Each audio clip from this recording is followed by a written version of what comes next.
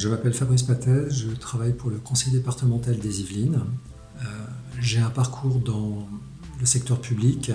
J'ai rejoint la fonction publique territoriale il y a 5 ans au sein du conseil départemental des Yvelines. Les fonctions que j'occupe aujourd'hui sont celles de directeur territorial. Je coordonne l'action des services du département. De manière opérationnelle, nous conduisons les politiques de solidarité du département et de manière beaucoup plus fonctionnelle, mon rôle est de coordonner les différents métiers du département et de s'assurer de la bonne intégration des différentes politiques qui sont conduites à l'échelle de mon territoire. La question de l'innovation est aujourd'hui devenue cruciale dans les administrations publiques. Pour les services rendus aux usagers, aux citoyens, ce qu'on appelle le service public, il est aujourd'hui nécessaire de coller aux évolutions et aux attentes de la société. Je prendrai simplement 2 exemples. La société se digitalise de plus en plus. Il est important aujourd'hui que nous, les administrations publiques, nous soyons en prise avec ces évolutions, que nous en tenions compte et que nous nous y adaptions. La deuxième évolution qui est importante aujourd'hui, c'est que notre société demande de plus en plus de transparence à l'action publique et donc il est nécessaire que nous revoyions, que nous transformions, que nous adaptions nos façons d'agir pour tenir compte de ces nouvelles attentes de la société à notre endroit.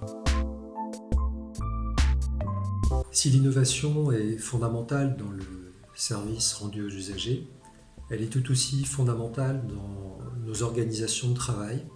Aujourd'hui, les administrations publiques, dans les collectivités, à l'État, doivent prendre en compte des évolutions de la société, des évolutions des façons de travailler. On pense évidemment aux nouveaux outils, mais on pense aussi aux enjeux de ressources humaines, puisqu'on voit bien que les jeunes collaborateurs qui rejoignent aujourd'hui l'action publique sont totalement en prise avec la réalité de leur temps et certainement auront dans leur vie différentes carrières, différents métiers, auront sans doute des passerelles entre le public et le privé.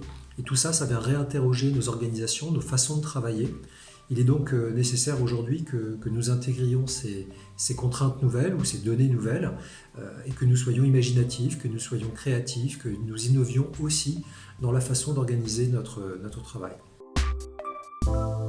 Sur ces questions de prospective, je ne prendrai que 2 exemples qui sont assez marquants.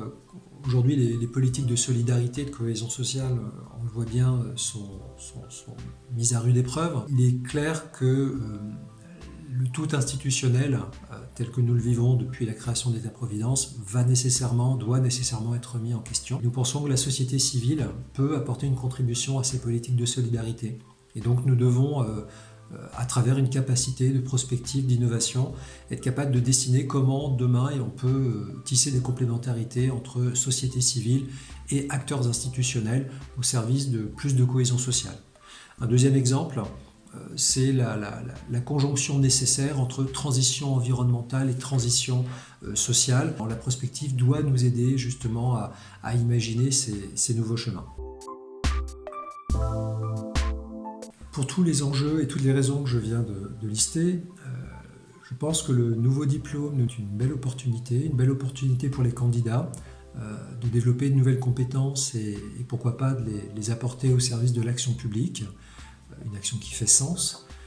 Et pour nous, acteurs publics, ce diplôme est une vraie opportunité de détecter des profils, des compétences, de capter ces compétences à travers des formats d'apprentissage qui nous semblent assez bien adaptés.